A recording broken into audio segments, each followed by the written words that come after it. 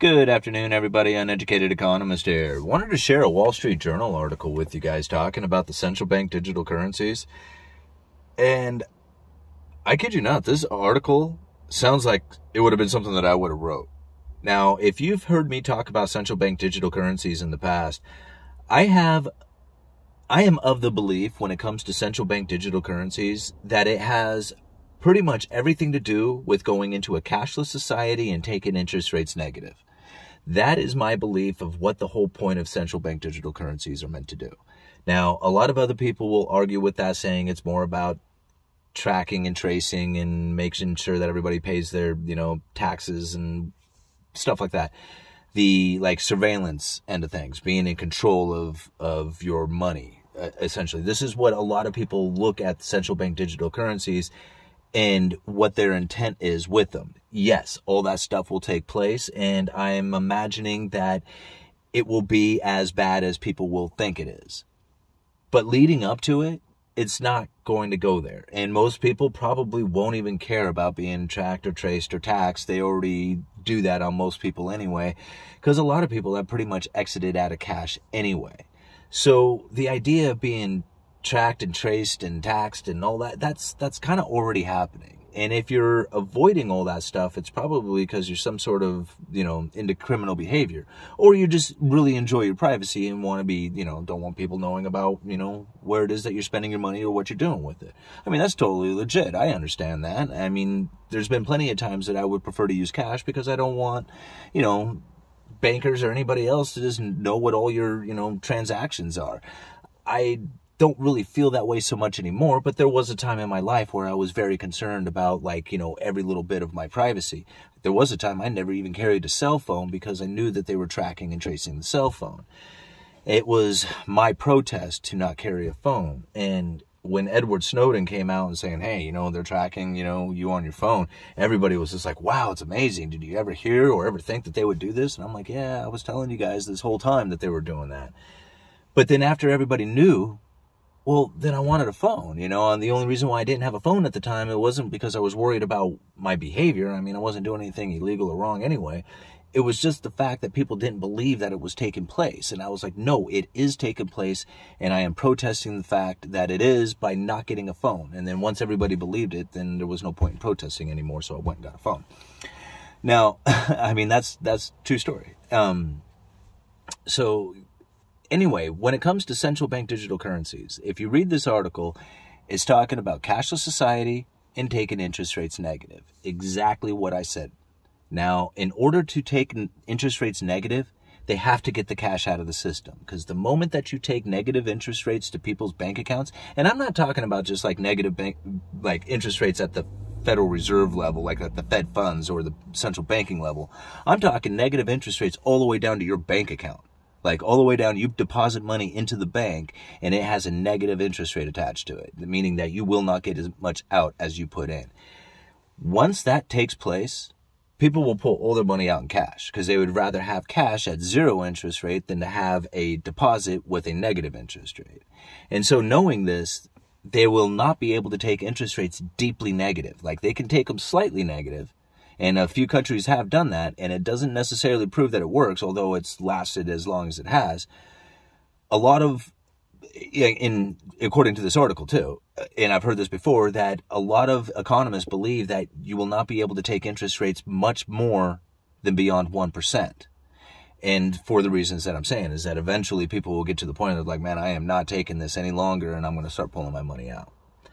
So knowing that, that's how come you have to implement the digital currencies. And at first, it's going to be a benefit to the people. It's going to be a way to, what are some of the excuses? Banking the unbanked, or, be able to provide stimulus easier, as far as direct into people's accounts, as opposed to having a cumbersome mail delivery system or something like that delivering the stimulus.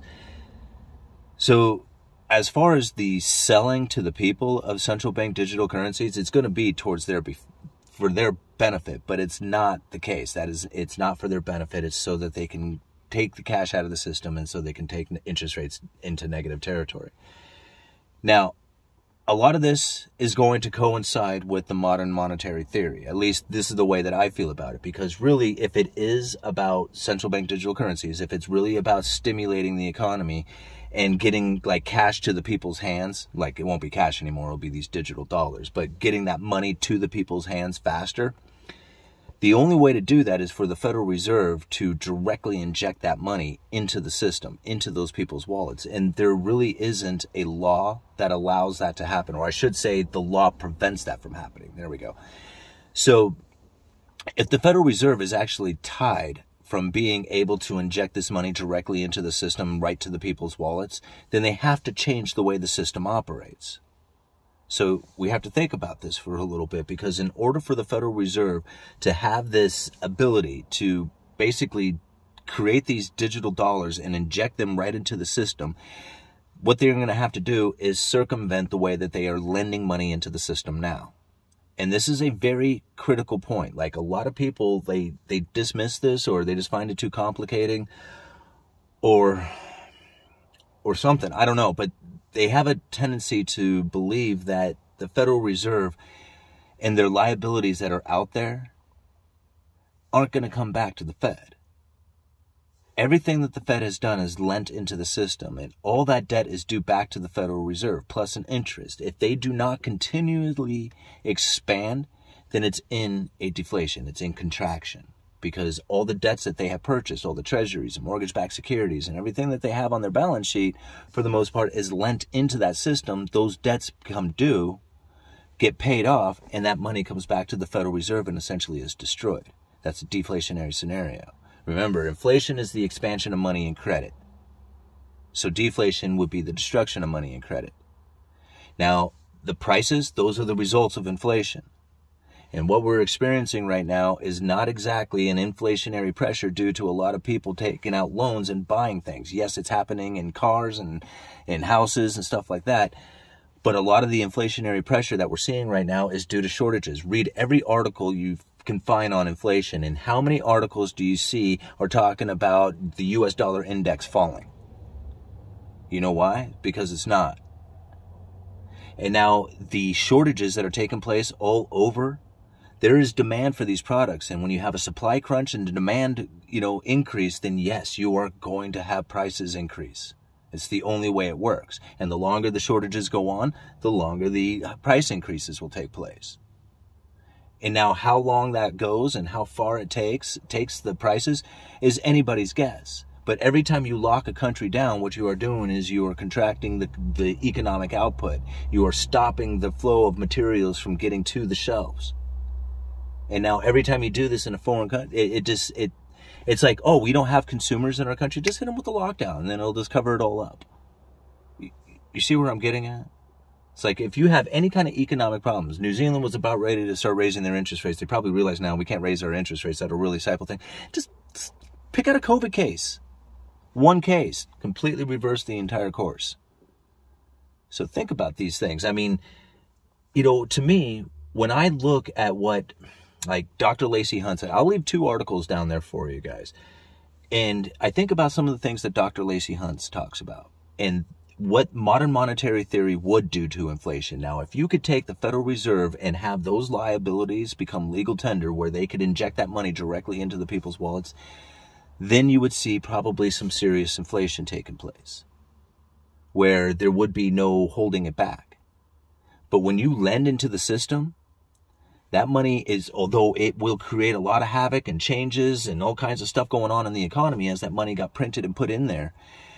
But at some point, all that stimulus fades. It's like getting high on drugs. Eventually, you're no longer high anymore, and you start feeling the sobriety kicking in, and you're like, oh man, things are as bad as I thought they were.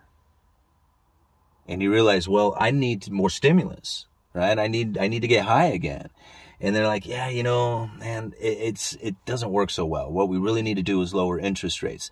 But we can't really lower interest rates with all this cash in the system because, everybody will pull their money out and put it under the mattress. So what we really need to do is institute this digital currency and then make sure that everybody is using it before we start going into the idea that we're going to take interest rates really negative or deeply negative. Because, yeah, this cash, it's too much and it won't work. It just won't work. So the cash has to come out of the system before you see the deeply negative interest rates. And the way they're going to get that cash out of the system is by using the central bank digital currencies. And they're going to make it a benefit to the people, and they're going to use it to stimulate the economy, and everybody's going to be real happy about it. And then the next thing they know is that they will not be able to have any kind of security away from the government's all-seeing eye. Meaning that if you want to participate inside of the system and you want to buy a house, you want to buy a car, you want to, do anything, you better have locked in, and registered and be part of their whole system. Or else you have to sit on the outside and wonder what it's like to be involved with everything that's going on in society, because basically they're just going to shut everybody out. And I guess that is a little fearful if you're not prepared for it. One of the reasons why I get into gold and silver, one of the reasons why I get into Bitcoin, is because these are things that are outside of that system. And that if the system is going to be so encroaching onto the people, well, then you better have something that they can't take from you. Or if they're going to try and take it from you, they're going to have to take it by force. And they're not just going to be able to just, flip on a computer and take everything from you. It's not the way it's going to work if you understand the system. And if everybody understood the system, then that whole system wouldn't work at all. Much like the statement that Henry Ford made about, it's good that the people don't understand the banking system, because if they did, there would be a revolution by the morning.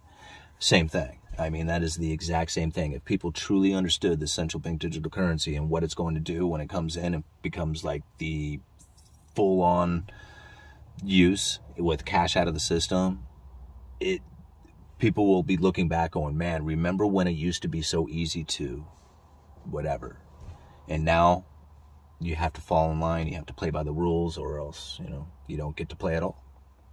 All right, Uneducated Economist, go check out those links. You guys let me know.